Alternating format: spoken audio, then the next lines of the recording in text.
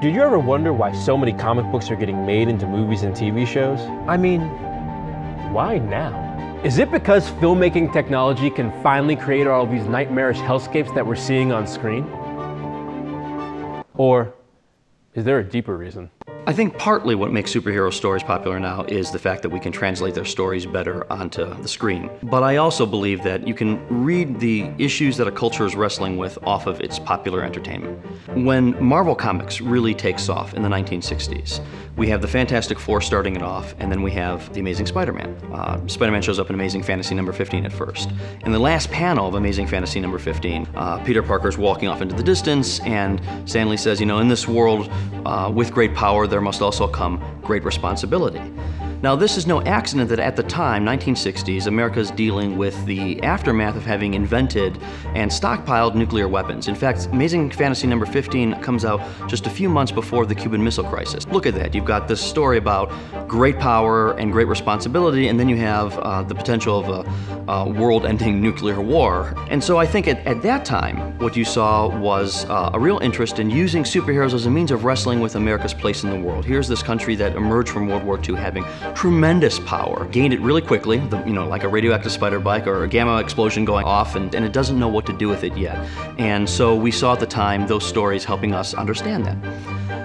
I think the same thing's going on now. It's no accident to me that during a time where our country is as politically divided as it's been in quite some time, that we see two movies emerge that show superheroes being divided. We see Batman and Superman punching each other in the face, and we see Marvel Civil War with the entire Marvel superhero community divided and punching each other in the face.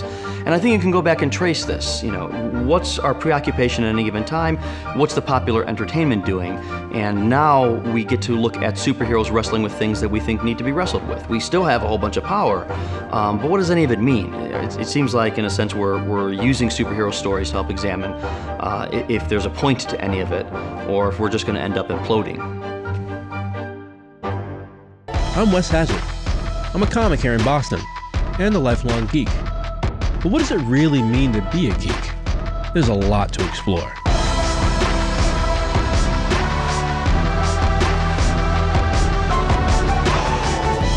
The Secret Worlds of Boston Comic-Con, presented by your New England Chevy dealers.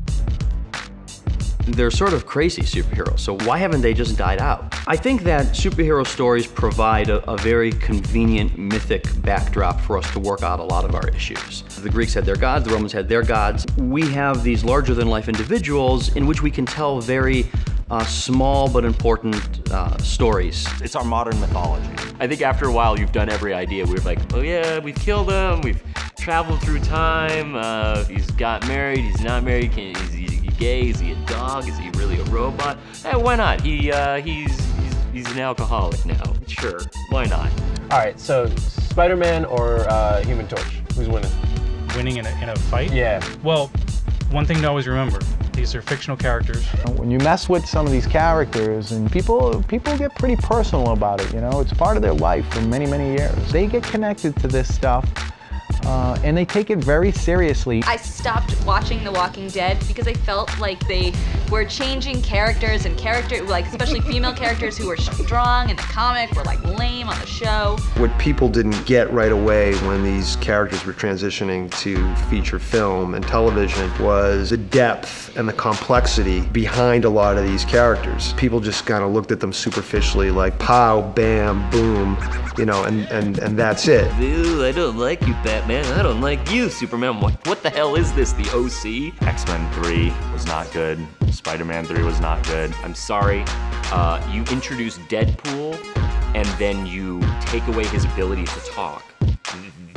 And then Deadpool, the movie, came out last year, and it's the greatest thing I've seen. Actually, okay.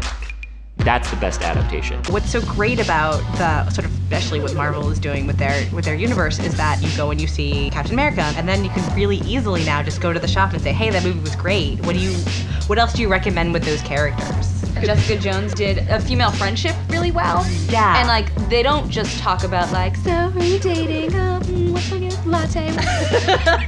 Instead, it's a regular friendship. My friend said it best, we have to see these comic book movies. It's like our obligation. And it's almost like in Jewish culture, we remember here just because we have to, because it's our heritage. We are geeks. We have to see this. We have to support it because we're geeks. Our appetite is whatever it is, whatever the magic is, we are nowhere near being sated. Plugs.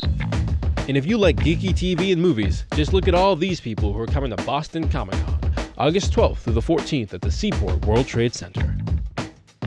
The Geek Generation podcast is free on iTunes. You can get there by going to thegeekgeneration.com/iTunes. The course is called Power and Responsibility, Doing Philosophy with Superheroes. You can find it at Smithsonian X and Harvard X, the edX curriculum. You'll have an opportunity to be introduced to all philosophy by way of studying superhero stories. Check out Hadron Gospel Hour at hadrongospelhour.com. Tell your friends. Find us on Facebook. Like us. And of course, for show dates, jokes, and random ramblings about Black Panther, you can check me out on Twitter at Wes Hazard. I'm Wes Hazard.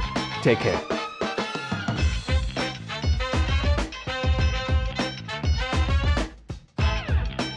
Come check out the award-winning lineup of tech-savvy Chevy vehicles on site at Boston Comic Con August 12th through the 14th. To purchase tickets and for more information, go to bostoncomiccon.com.